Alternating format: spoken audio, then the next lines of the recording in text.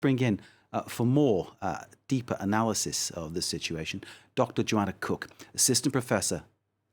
Sorry, let's go first to François Picard before we take our guest. François Picard, of course, is in New York for this. François, tell us the mood where you are, sir. You mentioned how you have the initial trauma of 9/11 and then all the after effects. And every year it's painful at this time. All New Yorkers know someone who was a victim or a survivor of those Twin Tower attacks. And it is a round number, 20 years. And this one is significant. I'll tell you why in a moment. Just first, let me show you. If you look at the Manhattan skyline, the Liberty Tower there, which has gone up instead of the Twin Towers. Tonight, you will see two beams of light heading towards the sky, as is the case every year. And a light show, if you will, to remind of those two towers that are no longer there. That is always a moving moment. It'll happen at nightfall.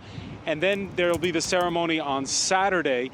And yeah, it's been a special time for New Yorkers. This is, when you look at the skyline, it's a tribute to resilience. At the time, 20 years ago, people wondered, can New York bounce back? It did, but it's seen other crises since. It's seen other challenges, the financial crisis. Most recently, we had those flash floods, those record flash floods, so environmental crises. And the biggest of all, and the comparison is being made, is between the Twin Tower attacks and the COVID pandemic. Those first responders, and remember there were 343 firemen who died on the day, and countless others who sustained breathing injuries, perhaps developed cancer afterwards. Well, now those first responders are feeling the new challenge, the challenge of COVID. And so it's going to be a particularly moving September 11th, particularly as the city begins to try to return to normal.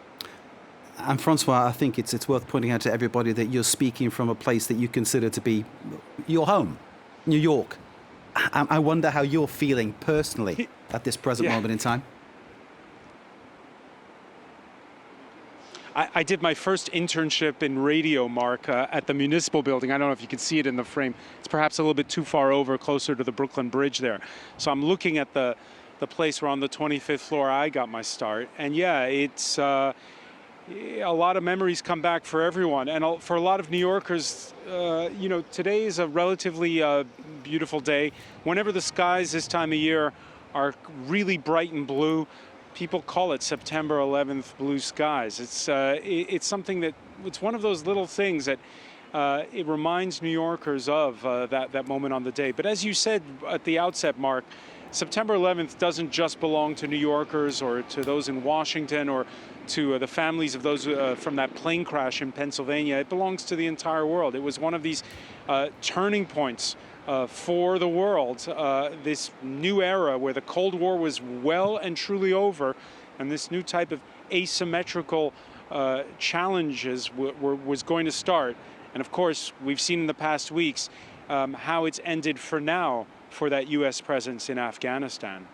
Indeed.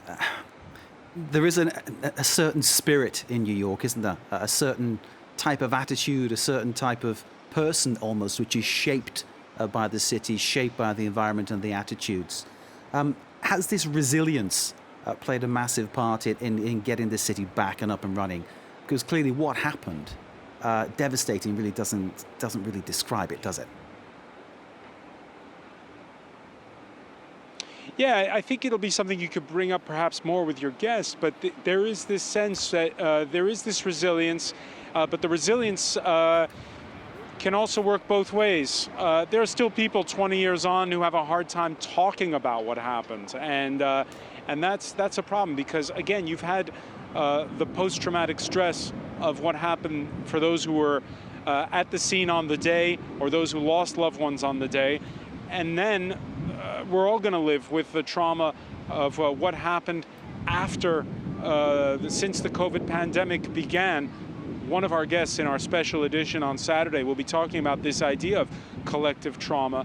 New York is resilient, but at the same time, it's also still working through issues that, again, are now going to be 20 years old come Saturday. François Picard in New York ahead of the 20th anniversary of the 9/11 terror attacks. Thank you so very much indeed. We'll be going back to François in this programme and, of course, very much so in the